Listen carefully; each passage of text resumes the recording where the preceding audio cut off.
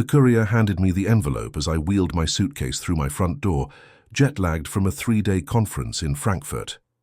"Legal documents requiring immediate attention," he said, waiting for my signature on his electronic pad. I scrawled my name, nodding my thanks, and dropped the envelope on the console table while I carried my luggage upstairs. Something felt immediately wrong about the house. Too quiet, too empty, beyond the normal stillness of an unoccupied home. My wife Claire's perfume, which usually lingered in the entryway, was absent. No shoes neatly arranged by the door. No coat hanging on the rack. I dismissed these observations as travel paranoia. 30 hours with minimal sleep often left me disoriented. After a quick shower, I opened the envelope, expecting standard paperwork from our property management company. Instead, I found divorce papers, petition for dissolution of marriage, Claire's signature dated 7 days ago, the day after I'd left for Germany. No warning, no explanation, just legal documents ending our 8-year marriage with cold precision. I reached for my phone, dialing Claire's number automatically. "The number you have called has been disconnected or is no longer in service." My second instinct was to check our accounts. I opened the banking app, entered my credentials, and stared at the screen in disbelief. Our joint checking account. 237.42 lies remaining, from what had been 46,873.91 tau 2 weeks ago. Savings account, 0.0s, down from 129,450.38 tis.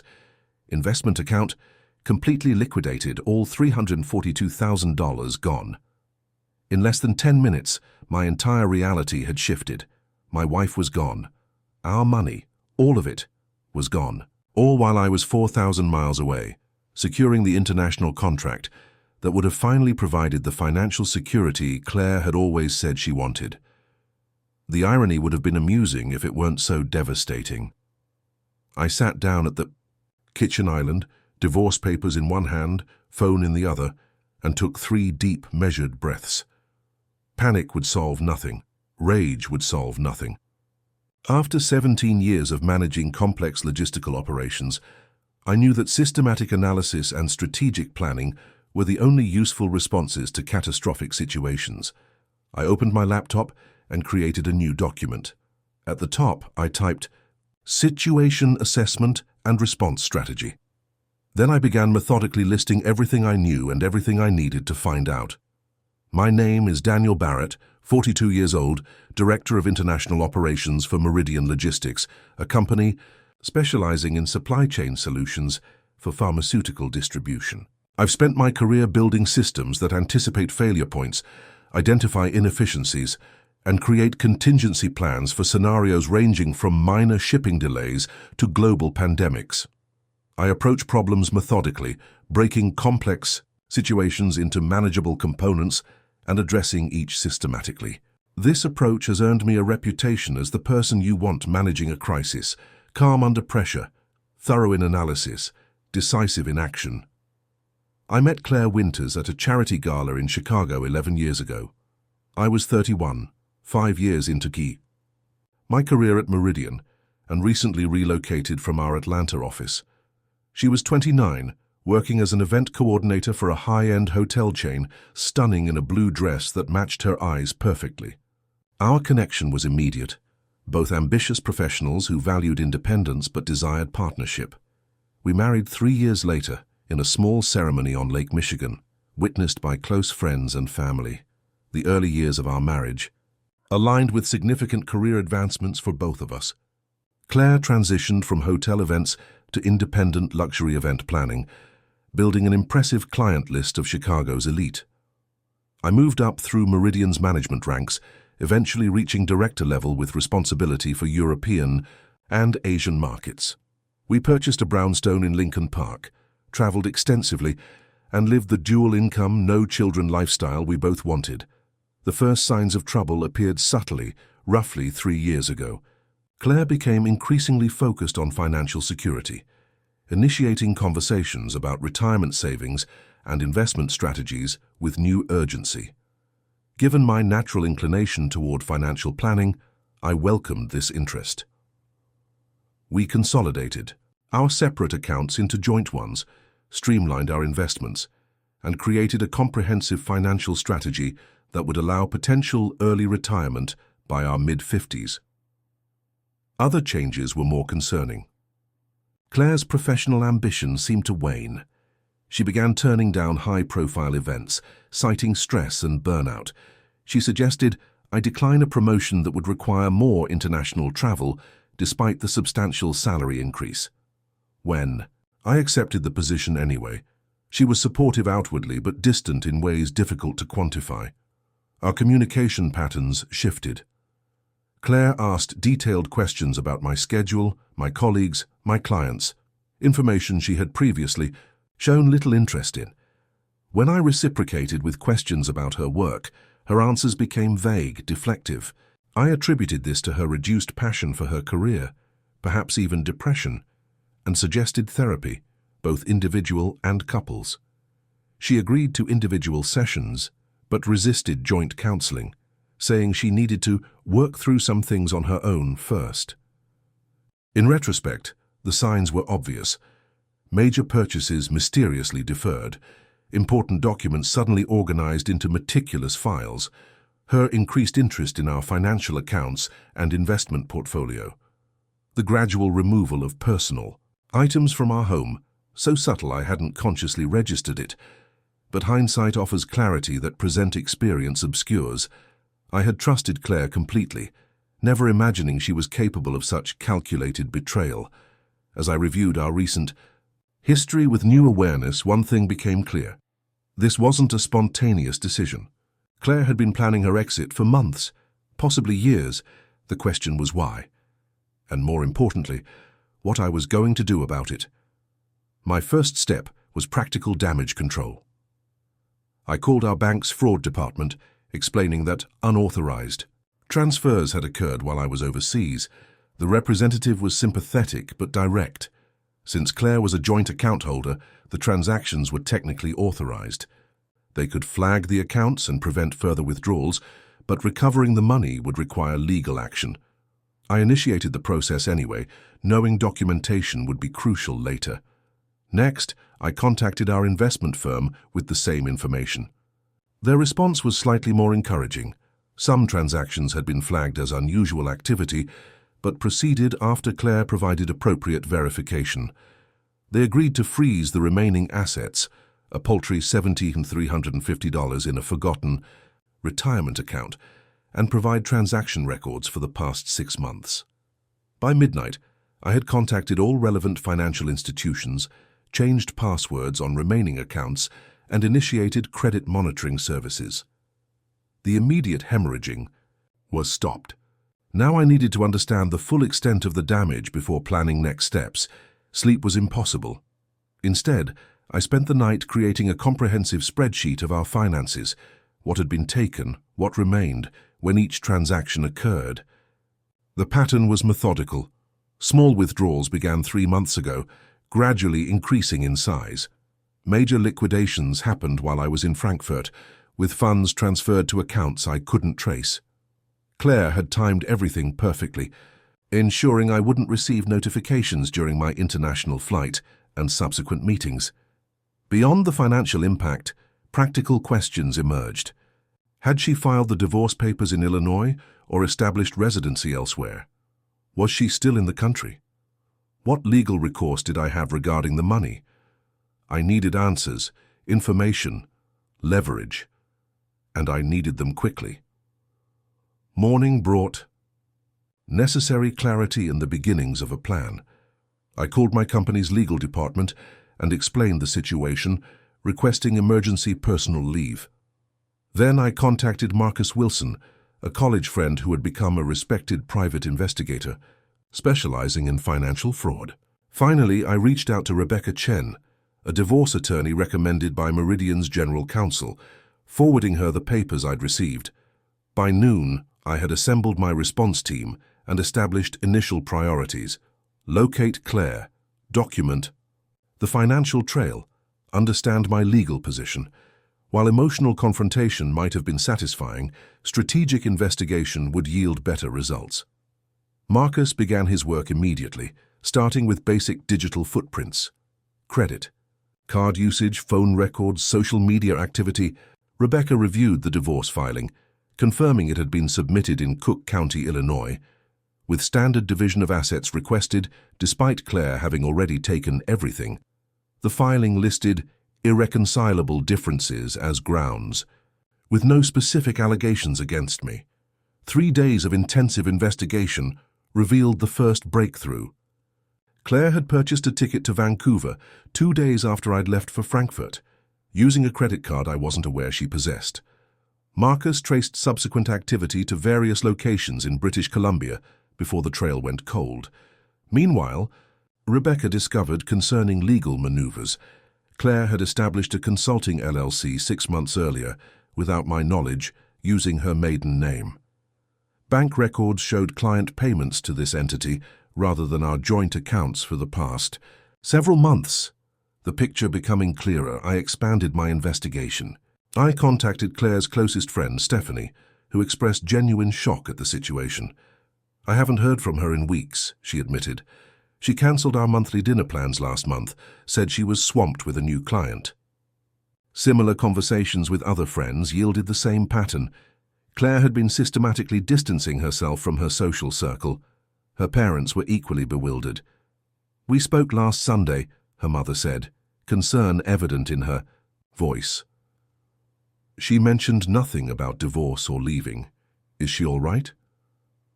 I assured them I was trying to find out, not sharing my suspicions about their knowledge. Family loyalty ran deep, and I couldn't dismiss the possibility of their involvement. The first major break came 8 days after my return. Marcus discovered a rental agreement for a house in Whistler, British Columbia, under the name Claire Winters, her maiden name, with a 6-month term. Property records showed the owner as Summit Investments LLC, a company registered in Washington State. Further investigation revealed Summit's primary stakeholder, Thomas Kendrick. The name struck me with immediate recognition. Thomas Kendrick, CEO of PharmaNet Global, one of Meridian's largest competitors, and the company whose contract bid I had successfully outmaneuvered in Frankfurt. The connection seemed impossible, too coincidental to be credible. Yet as Marcus dug deeper, the evidence became undeniable. Claire had met with Kendrick multiple times over the past year, ostensibly planning events for PharmaNet's Chicago office. Their professional relationship had clearly evolved beyond client and vendor. What remained unclear was whether their relationship was personal, professional, or both. Had Claire left me for Kendrick? Or was something more complicated occurring? The timing, Claire's departure coinciding exactly with my Frankfurt trip, finalizing the contract that undermined PharmaNet, suggested corporate espionage rather than simple infidelity. I called an emergency meeting with my response team, now expanded to include Meridian's chief security officer. The possibility that Claire had been extracting information from me for a competitor changed the nature of the situation entirely. What had begun as a personal betrayal now had potential professional implications that could damage my career and possibly expose Meridian to legal liability. After extensive discussion and review of evidence, we developed a multifaceted strategy. Rebecca would proceed with divorce counterfilings, including emergency motions regarding the dissipated assets. Marcus would continue tracking Claire's movements and communications. Meridian's security team would conduct an internal audit of any sensitive information I might have inadvertently exposed, and I would maintain complete silence publicly while these investigations proceeded. The hardest part was maintaining normal operations at work while my personal life imploded. I attended meetings, managed projects, and interacted with colleagues as if nothing had changed. Few knew about my situation, and I preferred keeping it that way until I had more concrete information. The strategic approach that served me professionally now governed my personal crisis management as well. 2 weeks into the investigation, Marcus called with news. "We've confirmed Claire's location," he said. "She's still in Whistler, living at the rental property, and she's definitely involved with Kendrick, though the nature of that involvement remains unclear." "Any movement on the money?" I asked, focusing on practicalities rather than the emotional implications.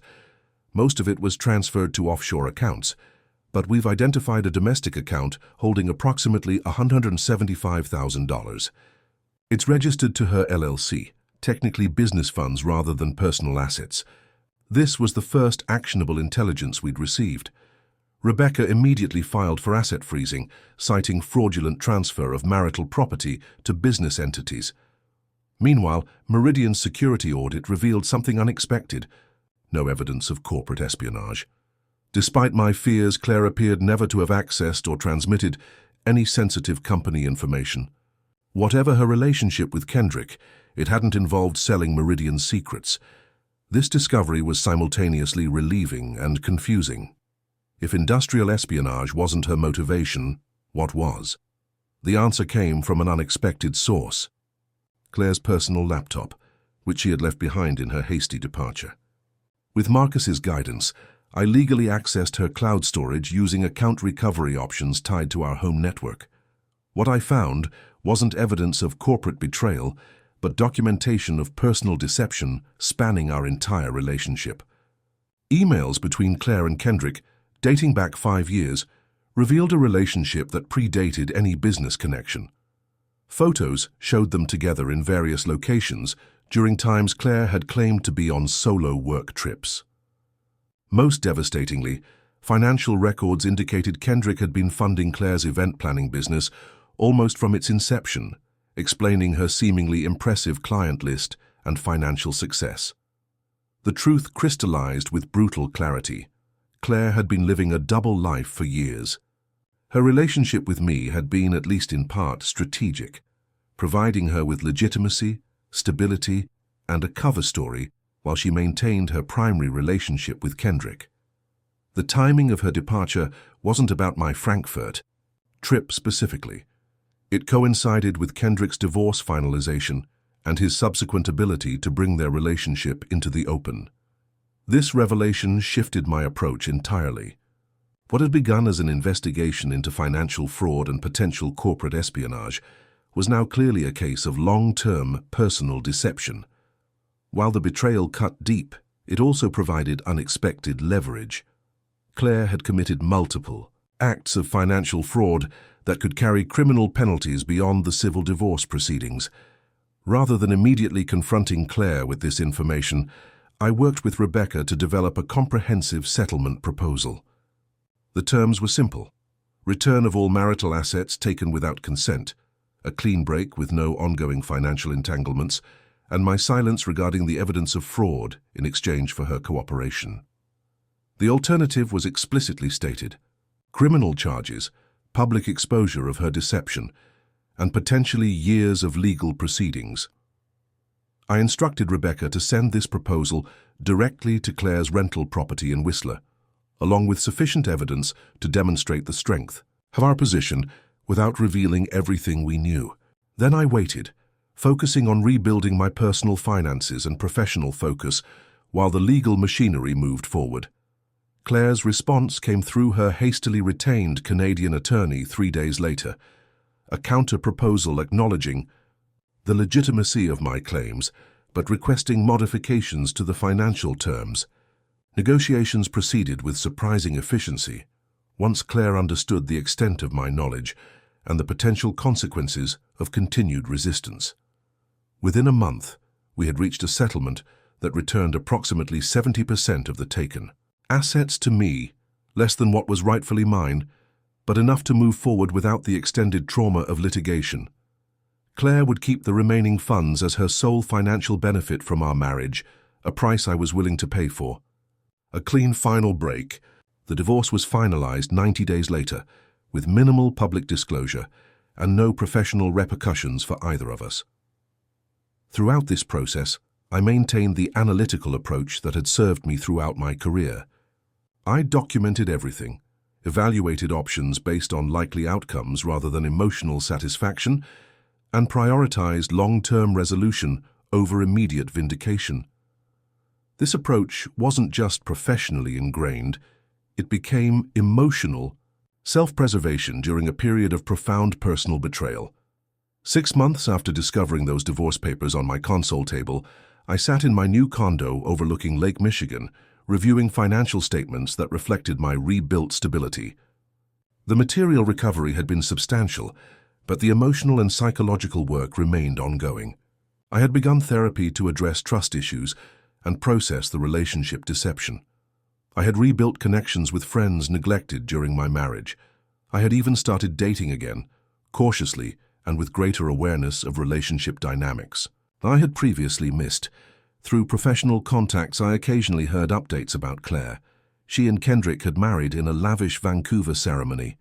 His company had lost significant market share following our contract victory in Frankfurt. Their relationship seemed genuine, if built on morally questionable foundations. I wished them neither happiness nor misfortune, simply a life separate from mine.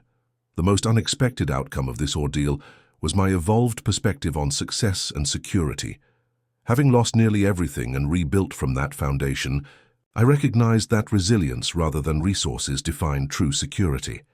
The financial systems I'd created could be destroyed in days, but the personal and professional capabilities that allowed me to reconstruct them remained untouchable.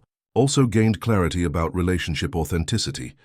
Claire's deception had been possible, partly because I'd prioritized the appearance of an ideal partnership over genuine connection. The business trip that had taken me to Frankfurt while she emptied our accounts was one of dozens that had created space for her double life. Trips I'd taken despite her stated preference for my presence. Believing career advancement was our shared priority. A year after receiving those divorce papers, I declined a promotion that would have significantly increased my international travel requirements. Instead, I accepted a lateral move that allowed me to build deeper local connections while maintaining professional growth. My financial portfolio, now secured with layers of protection a former spouse couldn't penetrate, was structured to support life quality rather than simply wealth accumulation. The betrayal had cost me nearly $500,000, an 8-year marriage and my fundamental trust in intimate relationships. Yet the reconstruction that followed provided something invaluable: authentic priorities aligned with genuine values rather than external expectations or artificial benchmarks of success. My wife sent me divorce papers and vanished with all the money while I was away on a business trip. The systematic betrayal had been years in the making, carefully orchestrated to maximize financial gain while minimizing legal consequences. Through methodical investigation and strategic response, rather than emotional reaction, I recovered most of what was taken and rebuilt a life with greater integrity than before. The experience taught me that security lies not in what we possess, but in our capacity to respond effectively when those possessions are threatened or lost, and that authentic relationships require presence and transparency that no amount of financial success can replace. Today, when colleagues ask why I turned down that prestigious international position, I simply explain that some investments yield returns that never appear on any balance sheet.